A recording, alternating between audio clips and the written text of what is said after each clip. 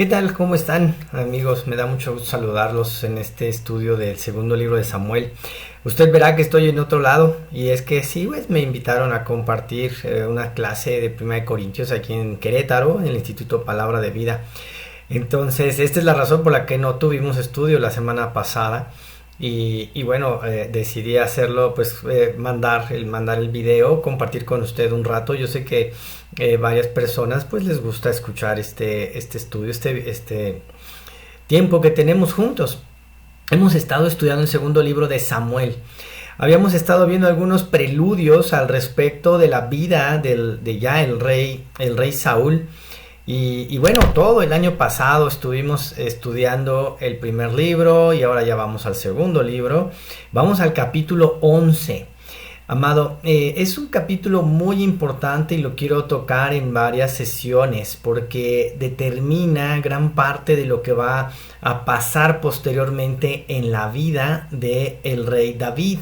Pero, ¿qué le parece si oramos para poder empezar con el estudio? Señor, muchas gracias te damos por este tiempo que tú nos permites pues tener un tiempo para estudiar tu palabra. Gracias por tu fidelidad, tu amor y tu misericordia.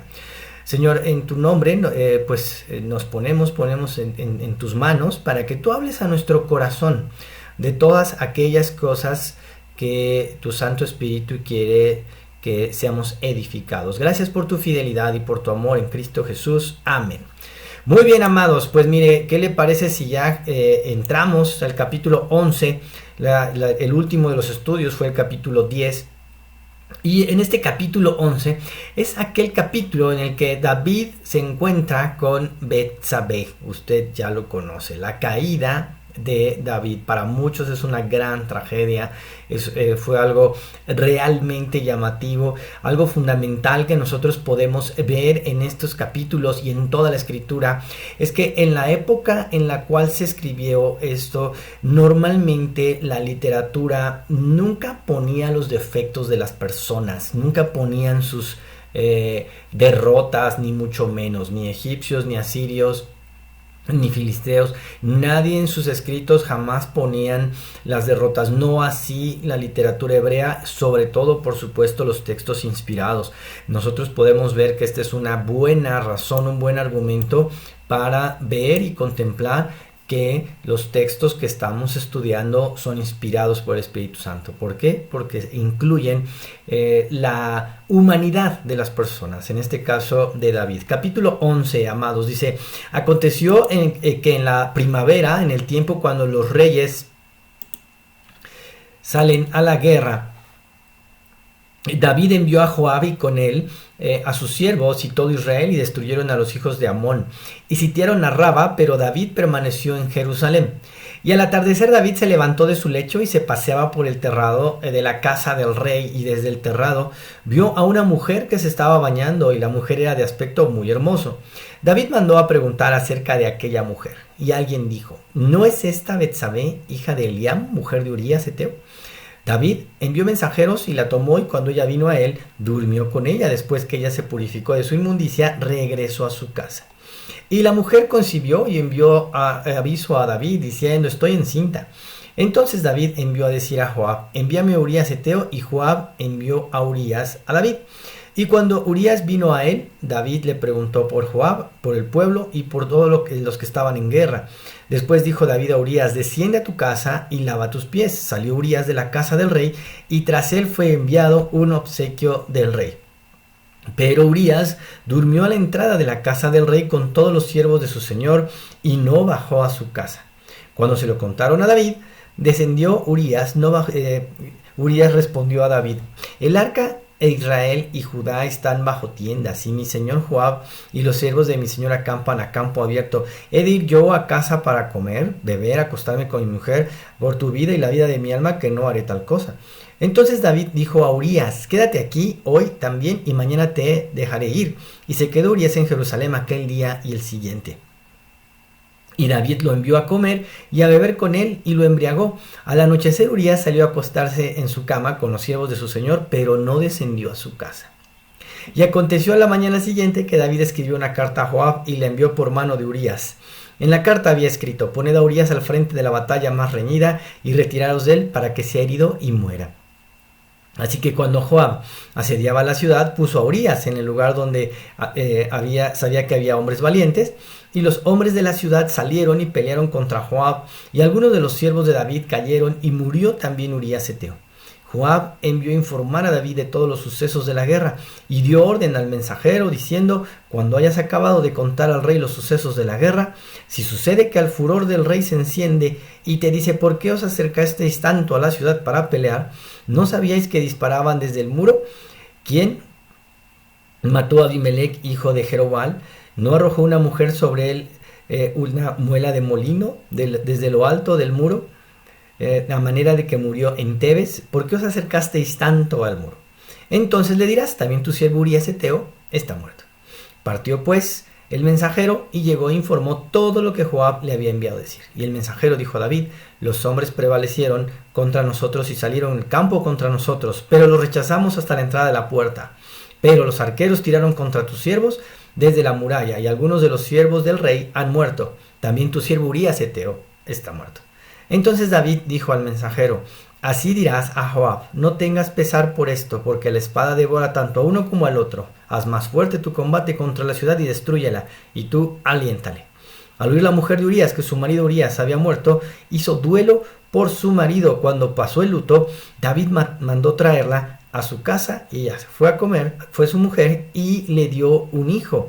Pero lo que David había hecho fue malo ante los ojos del Señor. Amado, este último texto, el 27, es el que nos muestra algo fundamental. Lo que David había hecho fue malo ante los ojos del Señor. Por supuesto que ya usted lo conoce, usted ha escuchado de este texto, nosotros hemos platicado de él, ha sido muy importante, y aún la importancia del texto, lo vamos a ver en las historias siguientes, nos muestra a esta mujer Betsabé como parte de la genealogía del Mesías. Por eso es que también se registra esto.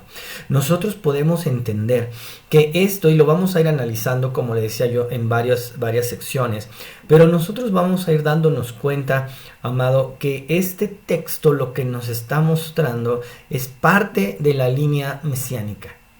No es únicamente un caso aislado, sino forma parte de los propósitos de Dios. Y aquí algo importante: muchas veces usted y yo vamos a cometer muchos errores, aún pecados, pero la gracia de Dios siempre estará ahí disponible para usted y para mí. En este caso vemos el rey David, que le había entrado esa soberbia de no querer ir a la batalla. Él tenía que estar en la batalla en ese momento, no tenía que estar de ocioso. Toma a la mujer que no era suya, era una mujer de su prójimo. Definitivamente infringe de una gran cantidad de mandamientos, pasa por alto muchas indicaciones de parte de Dios. Hace las cosas a su manera, tratando de tapar un error a otro, y agrega al adulterio, agrega un asesinato, y después todo lo guarda, se lleva a la mujer. Realmente toda la escena es completa y absolutamente deprimente en cuanto a lo que hace David. Posteriormente vamos a ver cómo David se arrepiente y cómo esta escena también forma parte de la línea mesiánica por la gracia de Dios. Ahora, muchos de nosotros también, y esta es la reflexión que me gustaría que tuviéramos, muchos de nosotros, amados, a veces nuestra historia, aún como nación, como latinoamericanos, muchas veces nuestras historias de familia no son lo que nosotros esperaríamos. Muchas veces podríamos nosotros ver en nuestras genealogías cosas que no son de lo más agradables. Sin embargo, yo creo que este texto empieza a mostrarnos, dentro de la gran riqueza que tiene, esa gracia de parte de Dios, esa misericordia. ¿A qué me refiero? Bueno, me refiero al hecho de que, sin importar cuál fue tu herencia, sin importar de dónde provienes, qué ocurrió en tu familia en tiempos pasados, Tú y yo ahora formamos parte de la familia de Dios. Sin importar qué ocurrió en los tiempos pasados, nosotros vemos cómo en este texto Dios utilizó este evento también para su gloria. No, eso no implica que haya sido correcto, por supuesto. Eso no implica que esté bien y que se tenga que hacer, jamás. Pero sí muestra que los descendientes pueden ser para la gloria de Dios, porque viene en la línea mesiánica. Aún en las genealogías nosotros vemos que aparece Betsabé, algo que no era común en aquel tiempo. Pero cuán glorioso puede ser la vida, la descendencia de una familia que está en Cristo. Amado, a mí me gustaría dejarlo con esta breve reflexión. No importa qué haya ocurrido en tu pasado, no importa de qué familia provengas, no importa quiénes fueron tus abuelos, tus bisabuelos, aún tus padres. Lo que importa es quién es al día de hoy tu Padre Celestial. Lo que importa es quién eres ahora en Cristo. Las próximas semanas vamos a estar leyendo y viendo mucho más a fondo la riqueza de este texto. Como le decía yo, pues vamos a empezar, y nada más se lo platico brevemente. Vamos a empezar, amado, viendo el entorno, qué es lo que David tenía que haber estado haciendo. Capítulo 1, pues salir a la batalla y no lo hizo. Después, estando en su lecho, paseaba en el terrado. Versículo 2, estaba de ocioso, ¿verdad? Entonces dice que ahí vio una mujer. También uno piensa, bueno, ¿qué hace una mujer bañándose en el terrado? Bueno, estaba él de ocioso. Y después ahí es donde el versículo 3 dice que mandó preguntar por ella y la mandó traer. Gran tragedia, gran error. Entonces vamos a estar viendo todo esto. Vamos a ver cómo Joab también le sirve de cómplice. Y esto también es importante. Siempre va a haber quien le sirva de cómplice a personas que con poder y con autoridad quieran tener esta clase de pecados. Pero bueno, amado, lo vamos a estar viendo en un futuro. De verdad que fue corto. Yo sé que es corto el tiempo que el día de hoy compartimos. Pero me gustaría que usted se quedara con esto y vamos a estudiar la próxima semana mucho más a detalle este texto del segundo libro de Samuel. Que el Señor le bendiga, amado, y que tenga mucha paz.